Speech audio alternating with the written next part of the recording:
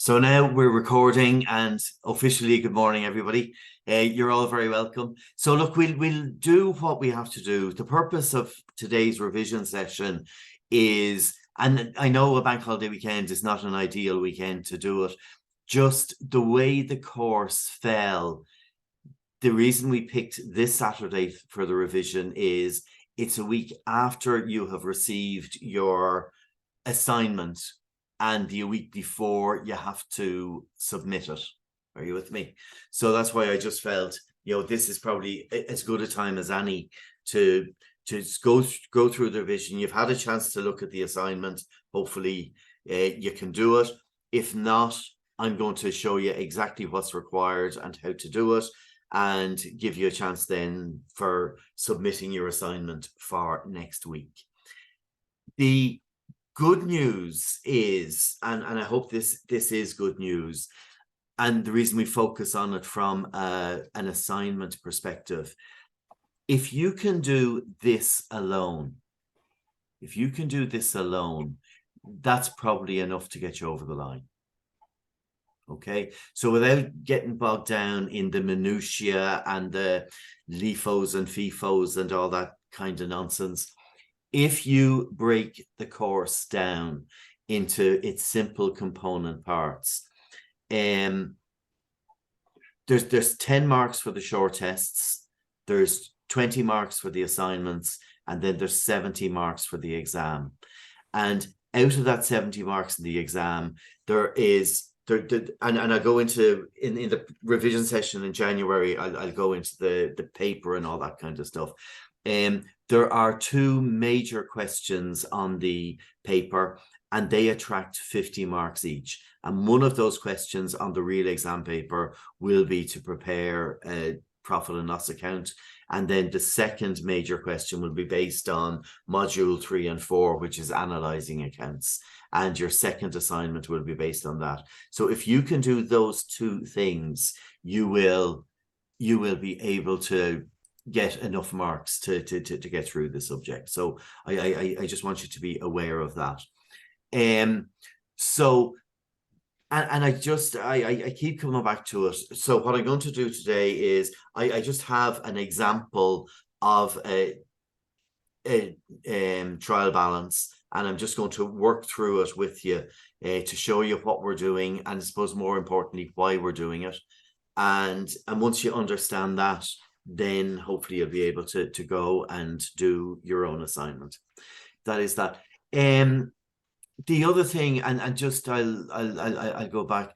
The whole point of this subject, I suppose, is to be able to work things out.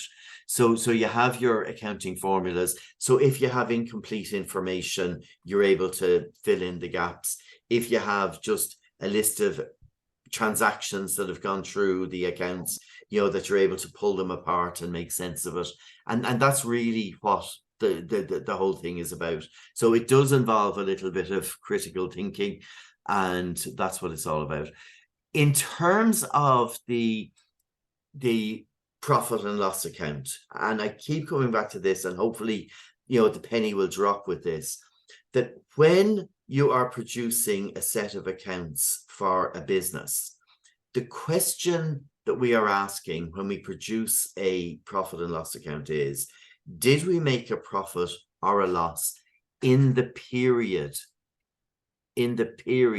So if we're doing accounts for the year 2022, then the question is, did we make a profit in 2022?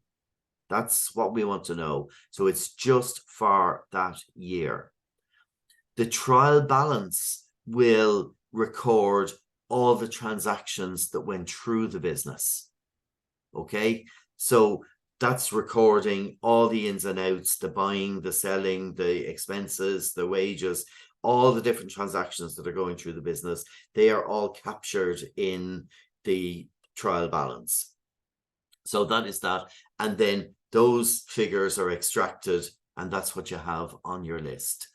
In terms of the adjustments then that you have to do, you are doing the adjustments to make sure that you're getting the correct picture for the year in question. Because otherwise you could be distorting figures and including things that, you know, don't agree, etc., etc. So that is that. So what I'm going to do is I'm going to go straight in. I'm going to share my screen with you, and hopefully you will be able to see it on yours. Share. Okay, so hopefully now you can see the and no matter how complicated it gets, this is as complicated as it gets. So what I've done is, and this is now not the assignment. See, I'm not going to do the assignment. You have to do the assignment, and the same with the short test as well. People are saying, you know, the answers to the short test should be in the notes. No. The notes are giving you the principles as to what to do and how to do it. The tests are testing your understanding of you being able to do it yourself. So once you understand what's behind it, then all the changes is the numbers, and you need to go and change the numbers. So these are the books of O'Reilly Sales Limited. It's listed in a way that you're probably familiar with, and your trial balance balances. So we obviously have all the numbers in there and all as well. So that's your mess of numbers. And really that information is telling you nothing. It's just telling you they are the facts. That's what we have done.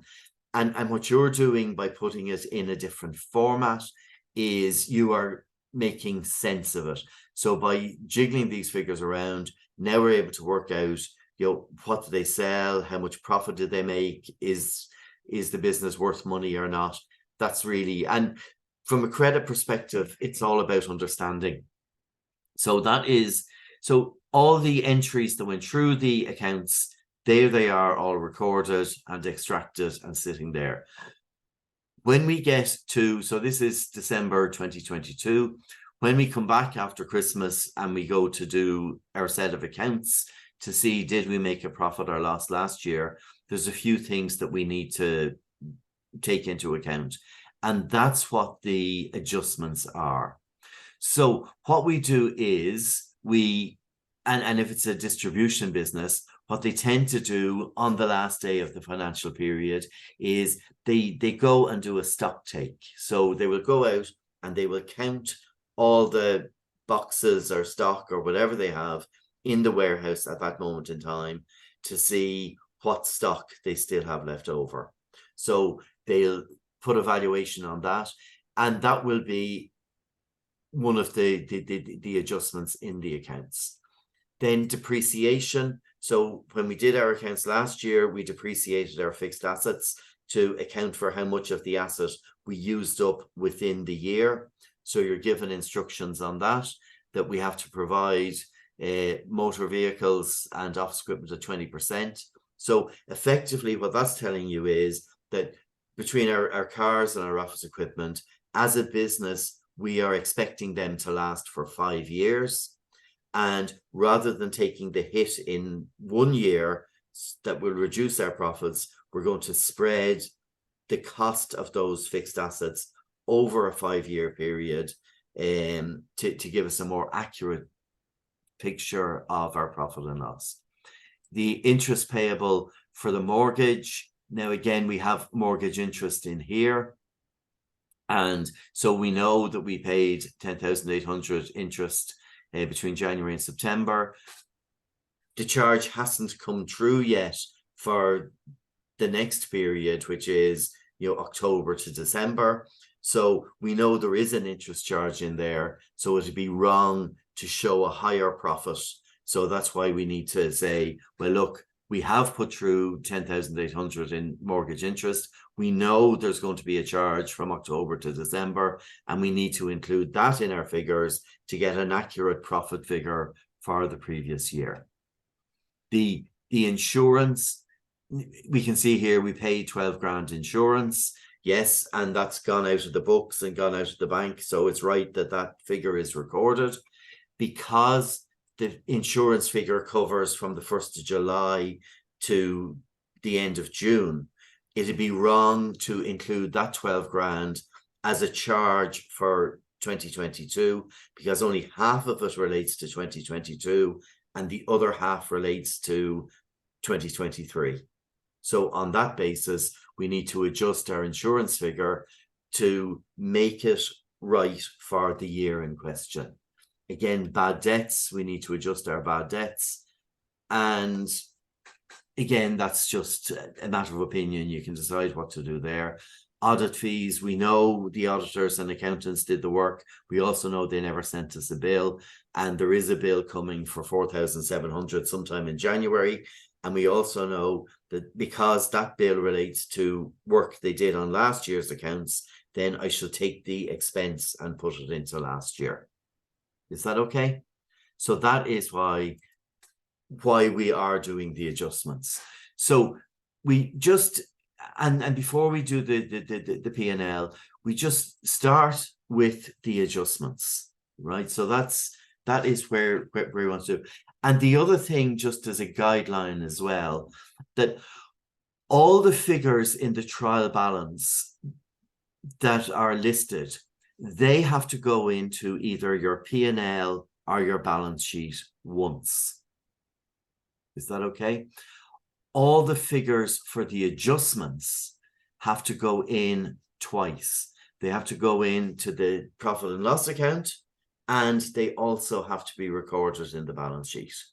That's so to keep it balanced, we have to record our adjustments twice. And that's also in the accounting principles of, two-sided entries, etc., etc. Is that okay? So we are going to start off, and we'll head it up, and we call it Schedule of Adjustments. So that's where we start with our Schedule of Adjustments. And we're going to start with depreciation on motors.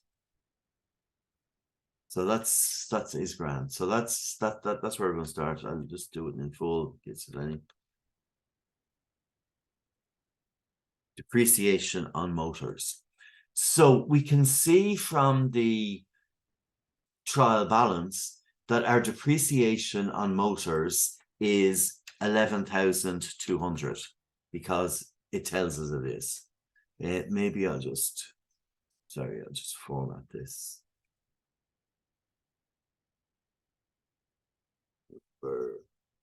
Decimal place is 0. I'm going to use the comma just to keep it looking perfect.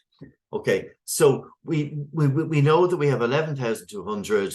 That's coming from here in terms of our trial balance. And then we also know from the adjustments that depreciation to be provided on motor vehicles and office furniture at 20% of cost. So that is fine. So there's our motor vehicles is 56,000. We have to get 20% of that, which coincidentally enough is 11,200. So on that basis, we have 11,200. There's another 11,200 this year for this year's depreciation. So now my total depreciation is 22,400. Okay, so there's 11,200 that we had already, and then there's another 11,000 that we have to adjust for this year, and that's bringing my depreciation charge up to 2,400. So that's my depreciation on motors. Now on my office equipment, my depreciation on office equipment, we have a look here. So my cumulative depreciation on office equipment is 3,200. It's fine. Then what do I have to do? 3,200. 20% of the office equipment at cost is also 3,200. I'm making this too easy for myself. I'm 16,000 multiplied by 20%. Yeah, that's also 3,200. So here we go. 3,200. And all that means, by the way, when the current depreciation is the same as the cumulative depreciation, is that these motors and office equipment, we know they are 2 years old. So we know we must have got them in 2021. So in 2021, we depreciate them for the first time. and then in 2022 we depreciated them again. So in terms of what do I know about the business, I know from this that the motors and the office equipment are 2 years old, and that's that. They haven't added any more this year, so they're not investing in their business, blah blah blah. So it's about reading between the lines here as well. So that is that. So now my depreciation on my office equipment has gone up to 6,400, and in true accounting, so my depreciation charge for the year is those two together. So that is, let me see, 11,200, 3,000. So it's 14,400. So I have, that's my charge for my depreciation. So now that's their depreciation. Our mortgage. So now you say, well, Jack, you never gave me a figure for the mortgage. Like, what are you doing here? No, I didn't give you a figure for the mortgage. But what we know is, we know that it's 10,800 for 9 months. And all other things being equal, so if I divide that by 3, that means that it's 3,600 in interest per quarter. So if I've recorded 10,800, my mortgage interest, so there's my mortgage interest. So from the trial balance, it's telling me it's 10,800. That's fine. I have another 3,000. Where have I got here? Depreciation charge. Sorry, that's depreciation charge. Sorry, my mortgage is 10,800. What do I have to add to that? I have to add. Sorry, I divided it by 3. 10,800 divided by 3 is 3,600. So now my total mortgage interest charge for the year, I see, I'm confused myself. The next numbers are the same. 14, and that's just a coincidence that they happen to be the same. My depreciation charge and my mortgage charge. So anyway, that is that. So that's fair enough. So even though I've only recorded 10,800 in my books, I know there's a charge of 3,600 coming, and that relates to last year. So that's my mortgage interest. My next adjustment that I have to take care of now is my insurance.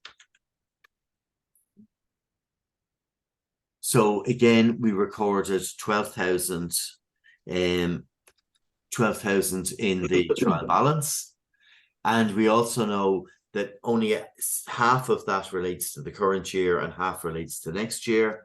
So we have 6,000 there. So I need to record 6,000 as my expense for this year, and that also gives me a prepayment of 6,000. Yeah. So that is that. And then now my provision for bad debts, watch this. Provision for bad debts. So again, this can be 2 different ways. It can either say, the provision has to be increased to 20 grand or whatever the case may be. So what happens here is, where's my bad debts? Provision for bad debts. So my provision for bad debts is 1950. That's what's in. So it's a provision, so it's a minus. Now again, I wouldn't get too hung up for that. That is fair enough. And it's also telling me that we want to bad debt provision to be adjusted to 2% of debtors. So what that's saying is my total should be 2% of debtors. And again, what we can do is we can just plus, where's our debtors? There's our debtors, star 0.02. So that's that. So that's the provision we have. That's the provision. I put that in as a minus just to keep it consistent. Because what do we have to do? Debtors, it's Ursina. That's that. So I need to adjust my accounts by 1950, right? So that is that. So we have a provision 1950. We need another 950 to bring it to the 3,900 that we have, which is fine. So that's my charge for the period then is 1950. That's bad debt provision.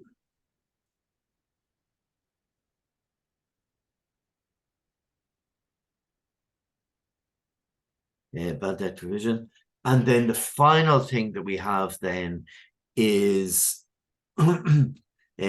accruals. So we have here that I've and again take all these as you go. So my audit and accountancy fees for 2022 to be accrued at 4,700. So we look here and think where would that fall into? So my admin expenses are 46,200. I have to add another 4,700 to it for my accountancy, which brings my admin expenses now up to 50,900, and my accruals is now 4,700. So that is the adjustment. So now I have adjusted all those figures to make sure that we have the correct picture for next year. So in terms of doing your schedule adjustments, that's what it looks like. You know, if you did this, you're probably in distinction territory. If you just literally wrote down what the adjusted figure is, you know, you would definitely get marks for that too if you get the figure right. So that's that. And the other thing, both in your assignments and particularly in the exam when that comes, always show your workings. So if you can show where you came up with the figure, we can see whether you understand what's going on or not. So there's a difference between just not having a clue and, you know, forgetting to carry the one or doing something stupid, you know what I mean? And we're all capable of stupid things. So that is that. So if we see where you're getting your answers from, then that's fair enough. So that's all we have to do to adjust our figures, and that's why we have to adjust our figures. And then what you have to do is make sure that you then use the adjusted figures. And when it comes to a profit and loss account, it's an exact format. It's always the same. So it starts with sales, yeah. Then after sales, you have your opening stock, purchases, and closing stock. So it's always exactly the same formula. And what we have to do is, because we're dealing with a period in time, so we're saying, look, this is what we sold in the whole year. This is the stock we had at the start of the year. So that was available for sale last year. This is all the stuff we bought in the year. And now we take away the stock that we still had left over at the end of the year because that wasn't available for sale within the year. All right. So that's what we're doing there. So what I'm going to do now is, because I'm kind of running out of space, we'll just pop in. We'll just pop in the numbers. So my sales, and again, you can just do this to make sure you haven't transcribing. You can just say sales. There's my sales figure. Yeah. Opening stock. Where's my opening stock? There's my opening stock figure. Yeah, boom. Where's my purchases figure? There's my purchases figure. Yeah. And where's my closing stock figure? My closing stock figure is in the adjustments. Okay. So it's minus your closing stock, obviously. So that's that. So if we want to know what is our cost of sales, cost of sales is that. So that is my cost of sales. So it's my opening stock plus my purchases, subtract my closing stock. And then I know that my next line is my gross profit. And my gross profit is my sales minus my cost of sales. So it's my sales minus my cost of sales. It's poison. Plus that minus.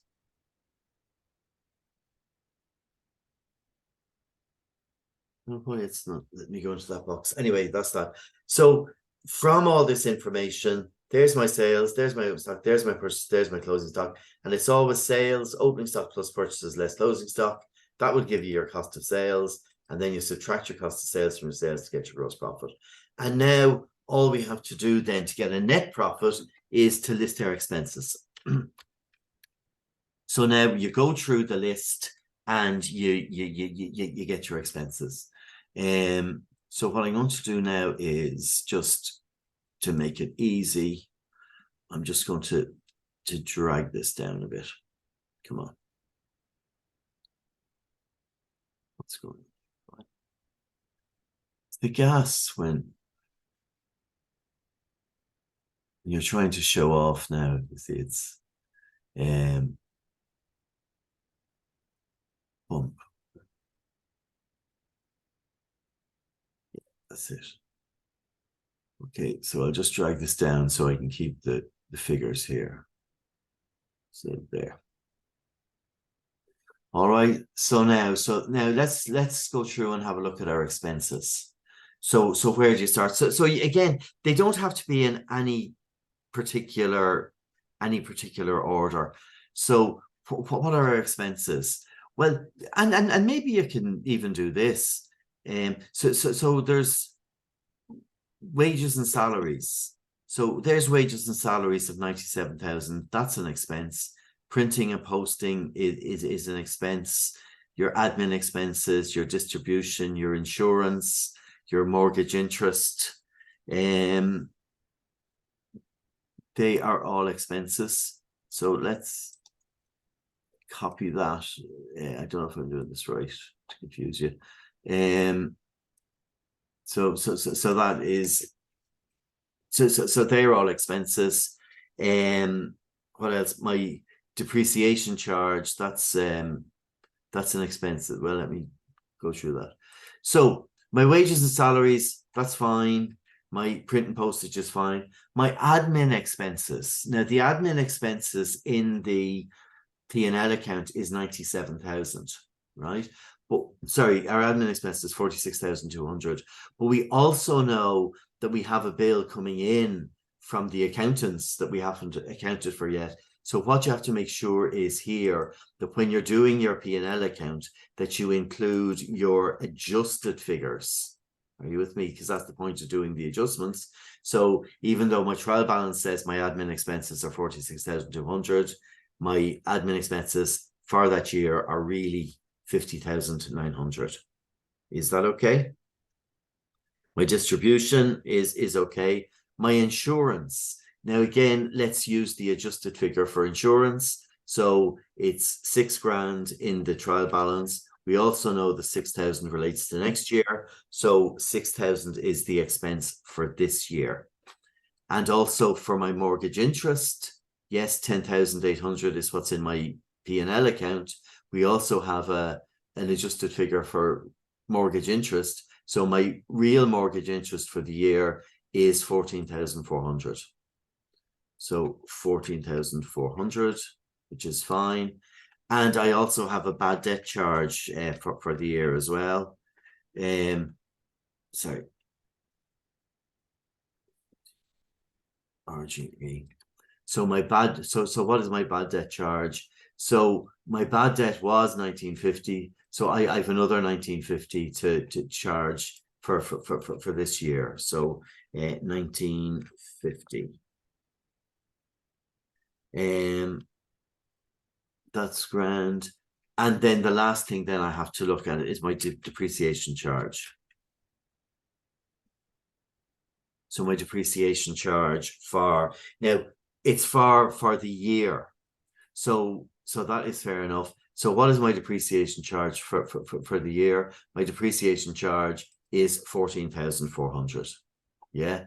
12. Now, if you want to show it separately as 11,200 on motors and 3,200 on office equipment, that's fine. Or if you just want to show depreciation charge 14,400,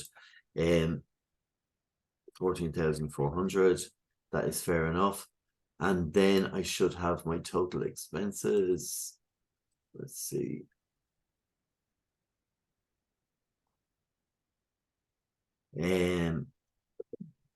So now let me just go through this now. 100, 5, 6, 14, 4, 1950, 2, 1. Sorry, what do I have to do around there? No, Declan, sorry. were you increasing the bad debt provision to 3.9? No, for the year. Yes. Wait.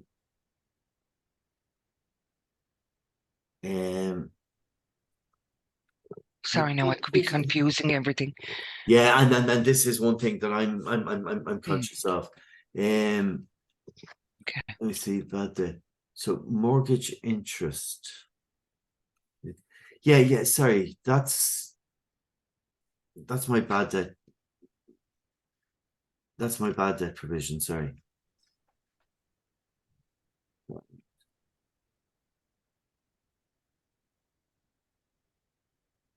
So for distribution transport, so I have my wages and salaries, my admin expenses, my distribution, my insurance, my mortgage interest, my bad debt provisions.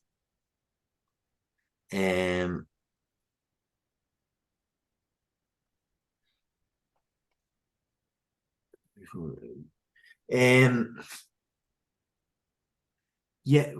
well, yeah, I just do sorry, my depreciation. My depreciation. So my depreciation is also 14,400. So that's my expenses. And then to get my net profit,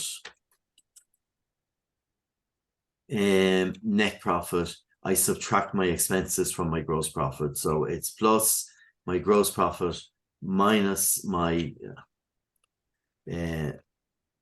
expenses gives me 100 now.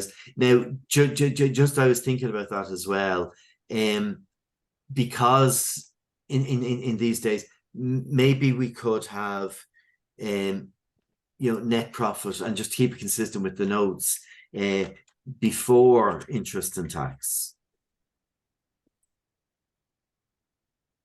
Yeah. So maybe take out my mortgage interest there, right? Cut that out and pop it in there.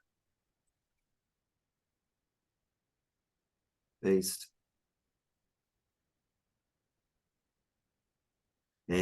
So mortgage interest, well, that's for the year. Mortgage interest 44, and now net profit. Profit before tax is now my net profit before interest. Sorry, I should have subtracted that.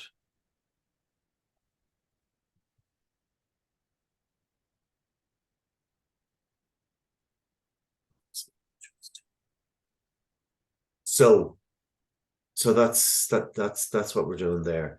So what I've done is I've extracted the numbers from the trial balance and make sure that I have my adjustments put the adjusted figures in, so I get a correct profit figure for the business. All right. So literally, it's a formula: opening stock purchases, closing stock, cost of sales, gross profit, expenses, net profit before interest and tax, net profit before, and then this profit figure here is the figure that your tax bill is calculated on. So now I have a profit. Yay! All is well in the world. So now I want to move on to my balance sheet. Now is the next thing. And what the balance sheet is going to tell me is it's going to be a list of all the things the business owns and all the things the business owes at a moment in time. So that's how that works. So I'll just move this down just that we can see the numbers. That's grand.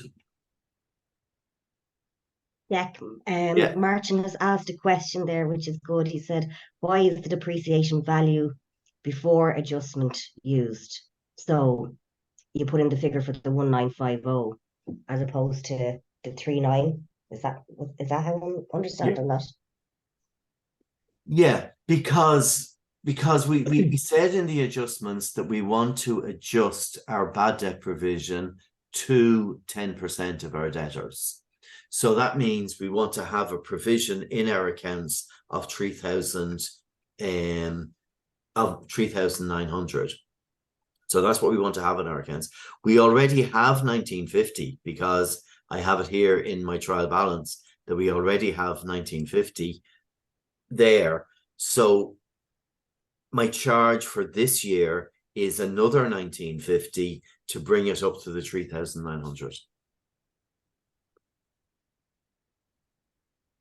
Go on, does that make sense? Yeah, is that okay for Martin? I think, is that okay?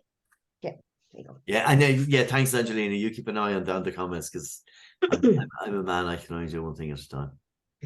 So what the profit and loss account is? Did we make a profit or a loss in that period? Are you with me? So that's all I'm concerned about for the profit and loss account. When it comes to the balance sheet, this is a list of what I own and what I owe. So, and again, it starts with a very strict formula: fixed assets, current liabilities, long-term liabilities. So the assets are the things that we own, the liabilities are what we owe. And so we list our fixed assets, our current liabilities, our long-term liabilities, and we add them all up. So that's what the business is worth. And then where the money came from, which is capital and profit. So that's where the money came from.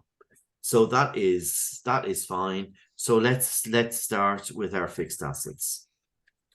And then just one little thing to add, Dec, Please, is yeah. just obviously to get your extra marks, just to make sure that you have your heading so that you have income statement as at your statement of financial position as at the headings to add. Our balance sheet and P&L. So Yeah, yeah, exactly. Whatever, yeah. And the company name and the date that you're doing accounts. Yeah, thank you for that, because I'm doing shortcuts here. So when it comes to fixed assets, right, there's three things that I am concerned with in my fixed assets. I want to know how much they cost.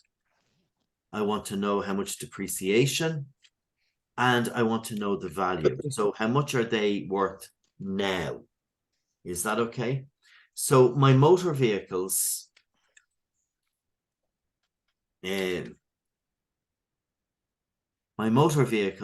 cost me 56,000. Yeah. So that is fair enough.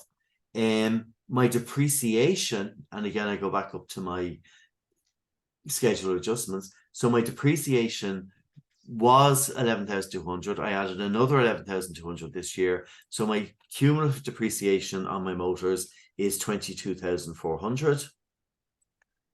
22,400. So my motors, from an accounting perspective, are now worth 33,600. So they cost me 56. 2 years later, I've depreciated by 22,400. So now they are worth 33,600. And that's the figure that I need to value them at in the balance sheet. Same as my office equipment. My office equipment, what did my office equipment cost? At cost, it cost me 16,000. What's my depreciation? My depreciation is 6,400, I hope. There's my 6,400. My depreciation is 6,400. So now my office equipment is now worth 9,600. So I paid 16 grand, depreciated by 6,400. It's now worth 9,600. And then the other thing that goes into my assets is buildings. So there is my buildings, and they're worth 390,000. And again, from an accounting perspective, we tend not to depreciate buildings. It's a historical thing. Until 2008, it was impossible for property prices to fall. Yeah, how did that work out for us? Anyway, that's neither here nor there. So that is my total fixed assets. So it's what they cost, less my depreciation, what the value is now. So that's stage one of the balance sheet done. Stage two, then, let me just drag this down so we can keep an eye on it.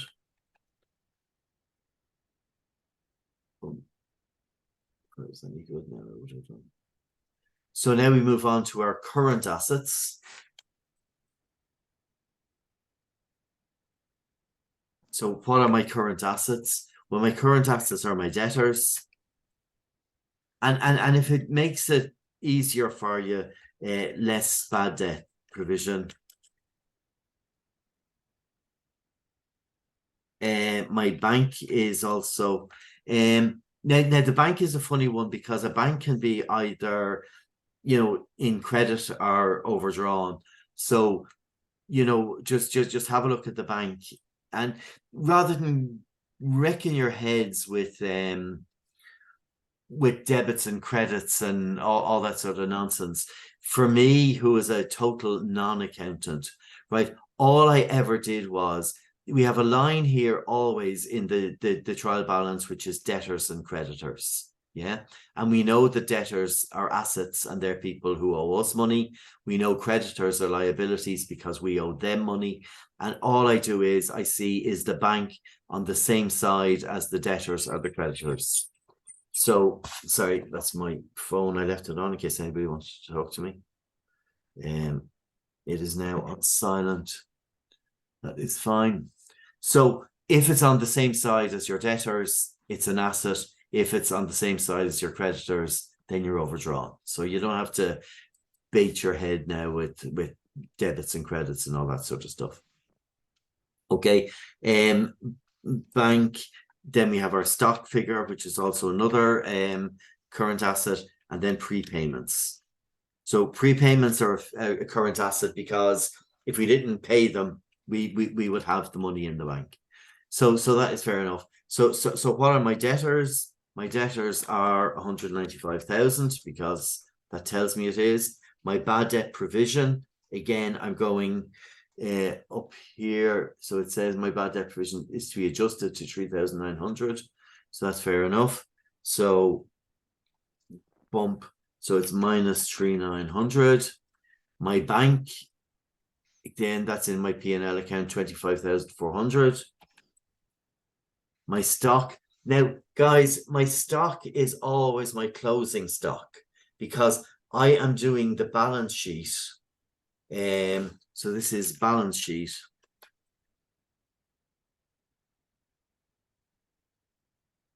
At the 31st of December 2022. So because I'm doing the balance sheet on the 31st of December, it's always closing stock that you make. So it's the stock that we had at that moment in time. I've told you that before, that a balance sheet is a list of what you're owed and what you're owed at a moment in time, which is close of business on the 31st of December. So my stock figure is my closing stock, which is 53,000. And my prepayments is my insurance. So I had 6 grand there. insurance that I've prepaid into next year. So that is currently an asset. So there's 6,000 there. And then I just total up my current assets. Auto sum, bump, bang. So 275,500 is my current assets. So that's grand. We're flying. Now let's have a look at my current liabilities.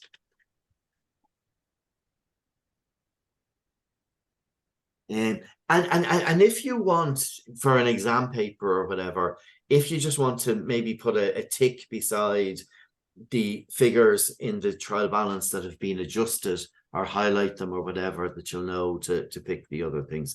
So our creditors are a liability, and they're 135,200. What else is a liability here? A current liability is, let's go down. What do I own and what do I owe? VAT. So even though, and some people, you know, if you overthink it, it's a VAT control account. We owe the VAT man 12,150. That's the same as a creditor. So don't start overthinking it in terms of tax and all that sort of stuff. Tax is income tax. VAT is money we owe. It's a current liability. Our accruals, and again, we go back up to our adjustments here to see what accruals do we have. And there we have accruals there, 4,700. So that's a current liability as well. That's money that we will have to pay out at some stage. And because current means what we owe within a year, so current means within a year, we also know that, because it tells us that, where does it tell us? That the mortgage is for a term of 10 years. So if the mortgage is for a term of 10 years, then I have to pay 1 year back next year. So my mortgage as a current liability, is 23,000. So it's 10 years. So I owe 230,000. That's going to be paid over 10 years. 23,000 will be paid next year, and the balance will be paid in the future. So the balance of the mortgage is a long-term liability.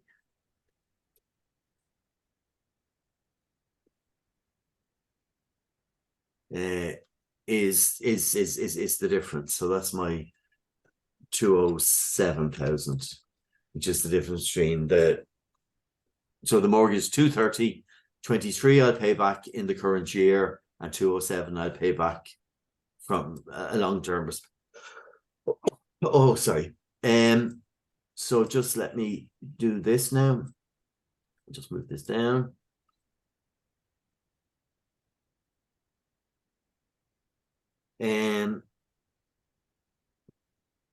What have I done wrong there? Accruals.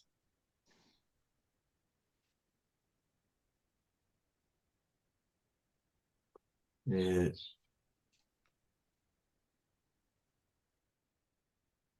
see, accruals, schedule adjustments. Declan, do you put the mortgage interest in there as a liability? Yeah. The mortgage interest.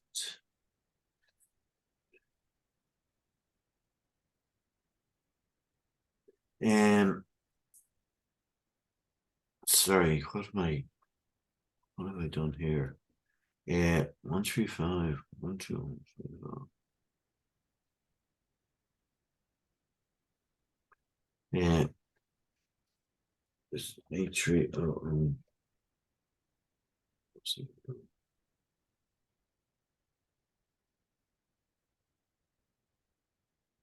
Yeah. Mortgage interest.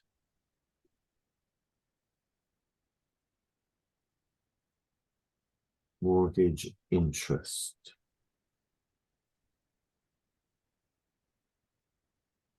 Yeah, sorry. Yeah, you're absolutely right. So the mortgage. Oh.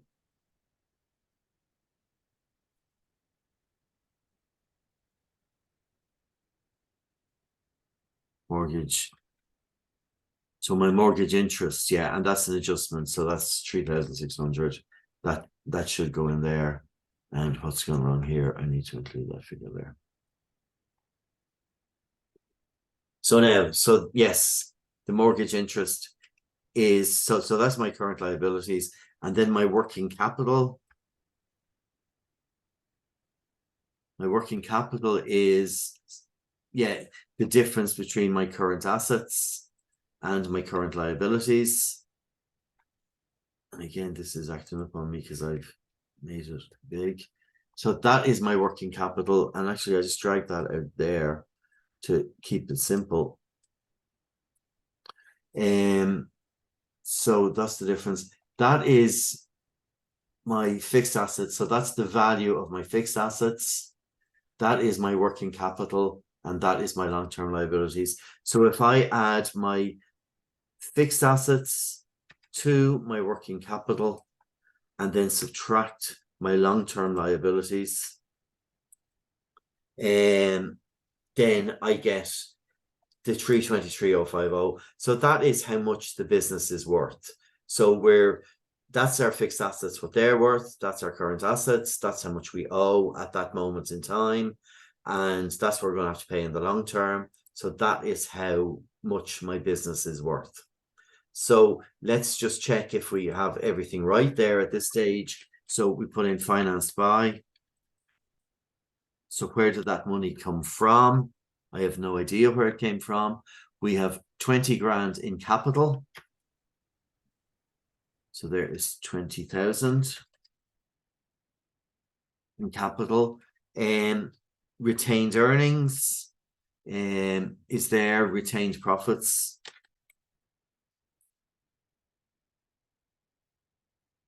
So my retained profits is 192,200. And the other thing that you have to remember to take into account as well is the profit that we made this year. So back to our P&L account, my profit before tax there, my 110,850, that's adding to my list here, 110,850. So this current year profit.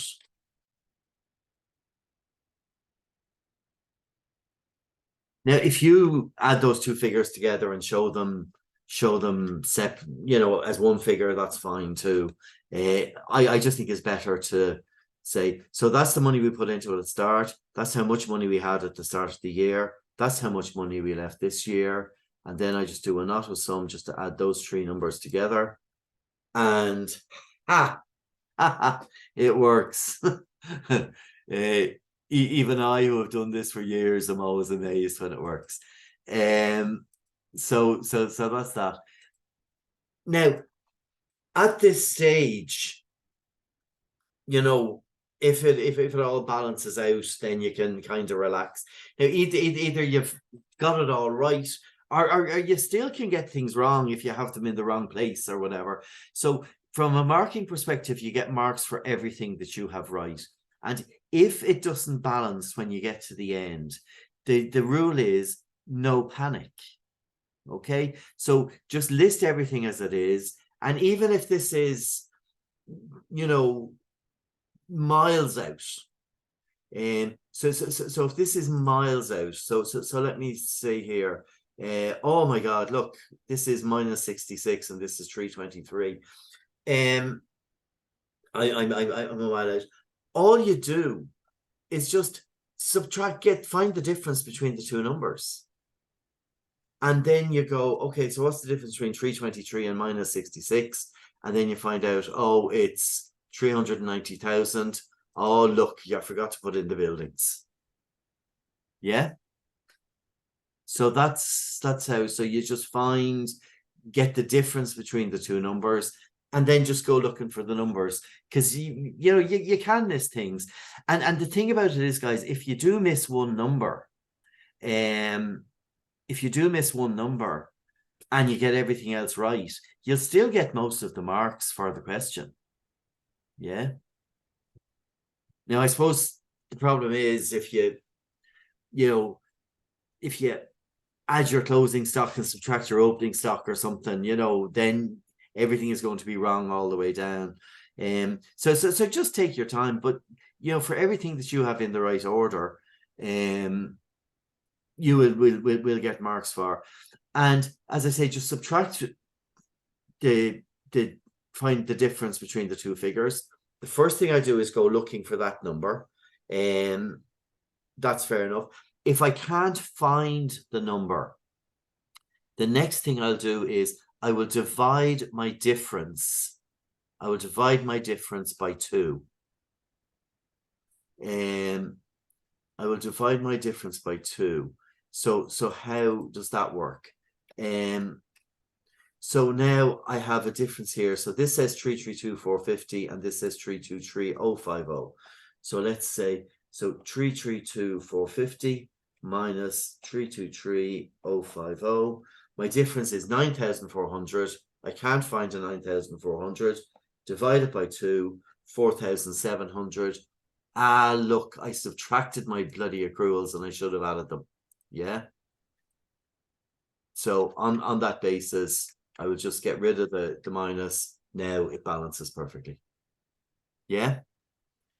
And I'll also show you another thing as well, just for the hell of it.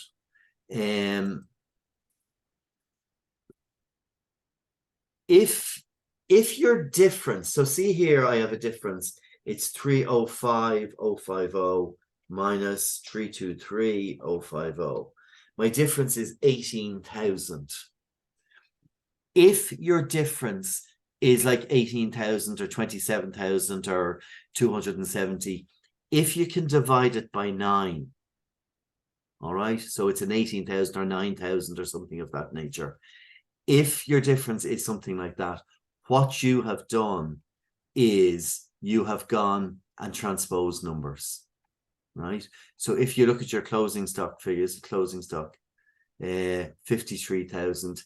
Ah, look, I put in stock as 35,000 and it should be 53,000. Now, I don't know if I'm the only one who's semi-dyslexic when it comes to numbers. So I can transpose numbers. And if you transpose numbers, even if you're reconciling a customer account, if your difference is divided by 9, a number got transposed somewhere along the way. All right. And my point is, even if it doesn't balance, and that's fine, you still have most of the marks if you have the right structure, the right order, and all that kind of stuff. Then you're going to get most of the marks. So that's what it's all about. Balancing it is a bonus. Yeah. Virginie, I think it's Virginie, so I'm not sure if that's correct. Yeah. Just asked, would you recommend using the same path? I mean, I'm guessing format that you're using for the assignment. So, yeah. 100%.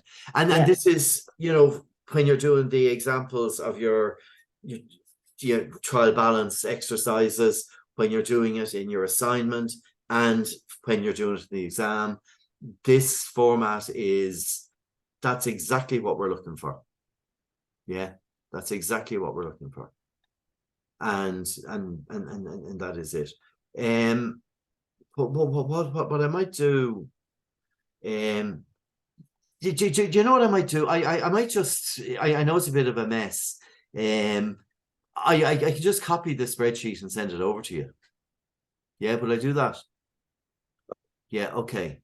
And I know, Angelina, did you sent out the 3 sample questions on trial balance, did you? Not yet actually, but I'll get Have it you out not? to them. Yeah. Okay, that's Yeah. grand. So again, if you want trial balances, Angelina has them. She can send you over 3 to practice on. And you know, and just it's practice, getting everything in the right order and then working out. And as I say, if you miss something, you miss something. Boo-hoo, it doesn't balance, you know. And particularly in the exam, and I'm going to say this again, particularly in the exam, if your balance sheet doesn't balance, move on to the next question. You know, I've seen people, I saw it once and it upset me greatly. I was invigilating the exam and I could see this girl panicking, and she spent nearly the 2 hours of the exam trying to get the balance sheet to balance. You know, no, you know, time management is all important, unless you didn't get any other questions done, and then the whole thing went. So if it doesn't balance, you give it your allotted time and then you move on. Now, obviously, assignments, you don't have a lot of times. So anyway, that is that. And even if your assignment doesn't balance, still submit the assignment.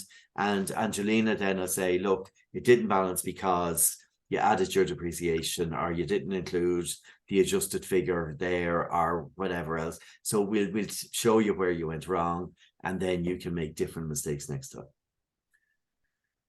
So that's the lion's share of the marks, and they'll all look exactly the same. You'll have a trial balance, you'll have adjustments, you do your schedule of adjustments, you do your profit and loss account, and you do your balance sheet, and your double check is that it all balances. That's assignment 1, and that's question. It's either question 1 or 2. It'll be one or the other on the exam when you get that in January as well. And if you can do that, you are well on the way. And what I also want to do while I'm here is I'll just minimize that. I don't want to lose it. Oh no, sure, auto save is on. So that is that. What am I doing here? Bump. Bad debt provision exercise for revision. You see, you think I'm making all this up as I go. Sorry. Let's see what we're doing here.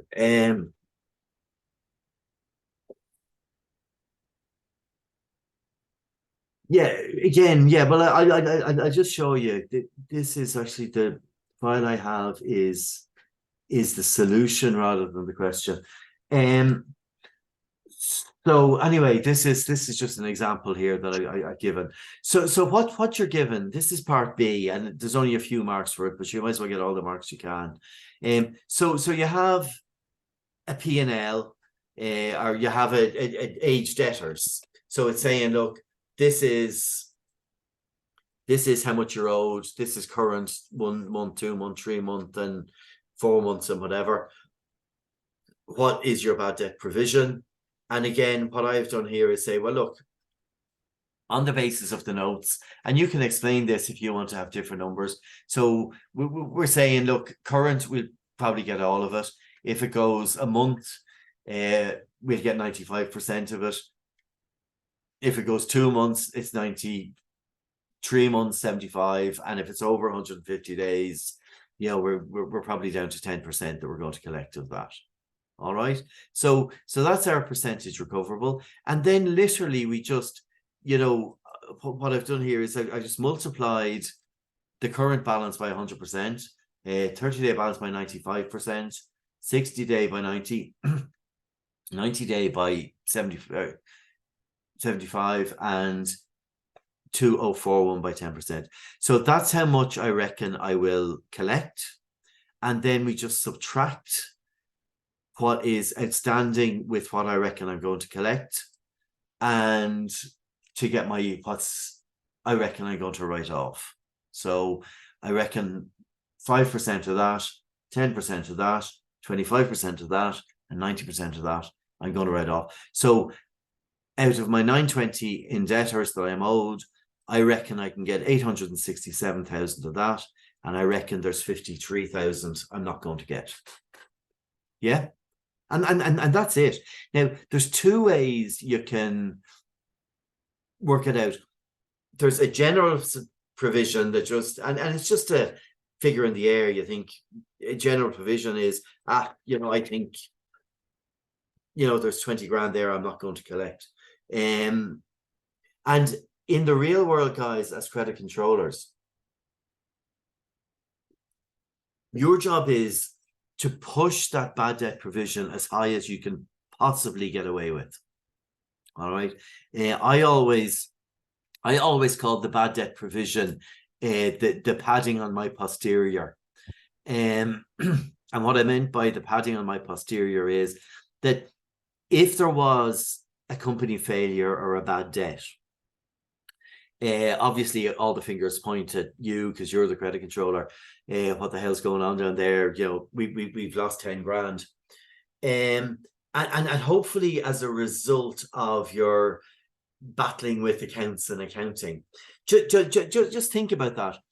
If a company goes bang owing you 50,000, that 50,000 is a bad debt. It hits your expenses and it hits the bottom line, the profit of the business. That 50 grand comes straight out of the profit. Yeah. And because a lot of companies are under pressure to hit sales targets and profit targets every month, every quarter or whatever, if there's a single hit of 50 grand, that's going to hurt. And you as credit controller will probably feel that hurt as well. What happens though is that if we can say, well, look, we had a debt of 50,000, we have a bad debt provision over here of 60,000. So from my expenses, I am going to put through the bad debt of 50,000 because they're gone. I'm going to reduce my provision by 50,000 because it's gone. Now what will happen is there will be no effect. So now rather than having the 60,000 bad debt provision in my P&L account, I will have a 50 grand write-off and a 10 grand provision, which means that will have no effect on the profit of the business. And when you're dealing with the guys in the boardroom, if it's provided for, nobody will die. So this, I know it's kind of academic, it all links in together and it's all designed to help you be the best credit controller you can be. So in terms of that, the higher the provision I can have, the better it is, because my a bad debt will not come straight off the profit and affect the results of the business for that year. So according to the notes, there's two ways I can do this. I can say, look, there's my provision, 53,266. My general provision, so my specific provision, I'm saying, look, anything over 150 days, and because I can identify those balances and customers and amounts, I'm saying, look, I'm going to provide for that in full. And the difference between my specific provision, which is my clearly identifiable 150 days, and the total provision, that's just a general provision that I'm putting in just to be prudent in the accounts, right? So literally that's as complicated as it gets. Now you can also say, well, look, there's 53,000 there that I don't think I'm going to get, and that 2041 in my 150 days, I don't think I'll get that either. That will give you, there's kind of a bit of double counting, but anyway. So, but if you put in 32,000 or 34,000, just show us how you got the figure. And if you say, look, in my business and my experience, this should be 90, 80, 70, each business is different. Explain what you're doing. It's easy marks. So that is that. So I am now going to stop sharing because I've shared enough. 11:11. Yeah. So we made it. I said about an hour and 11 minutes. Apologies. There's just a question there from Beverly, I think it is. She's just asked, can you explain what a retained profit is? That's so this was in, so it'll be question 1, or sorry, the trial balance. Yeah. So it's on the trial balance, and then you put it on the balance sheet at the bottom as financed by. So as a retained profit. So retained profits. So and I call it retained profits because that's what it's called here in the trial balance. So I just picked that figure. So that's all the profit that they've held on to over the years of doing business. Yeah. So I just thought I was maybe just overthinking it. everybody's guilty of that. Like it's literally putting a number from the trial balance into the formula that you've been given here, and then to remember to adjust it, you know, as per your schedule of adjustments that we're using our adjusted figure. And what you will see is that our adjusted figures all go in twice, and that's how we can keep it balancing. So my prepayments go into my expenses, and they also go into my balance sheet. And sometimes if your balance sheet doesn't balance, you've put it in once and you haven't put it in on the other place or whatever. So literally it's transcribing numbers from one to the other in a set format. And now, as I say, when I'm looking at a trial balance, it doesn't tell me anything. It's just a list of numbers. Now, at least with a P&L account, I can go, okay, well, look, you know, this is what they sold. This is the profit they made. You know, they're doing pretty good. This is what the business is worth. So if this business folded tomorrow, they'd walk away with 323 grand in their back pocket. You know, they're solvent. They can pay their bills. They, you know, so and this as when we move into sort of module 3 and 4, this is going to become more important, making sense of the numbers and understanding the story they're telling us. Yeah. So it's there in front of you. Yeah. Overthinking it. And credit controllers have a different brain to accountants. That's why a lot of people, and the more you think about it, the harder it becomes, and you wreck your own head. It's when you switch off your brain and just follow, look, if accountants can do it, we can do it. Come on. Yeah. So just switch your brain off. What I'm now going to do, I'm going to stop recording. Stop recording.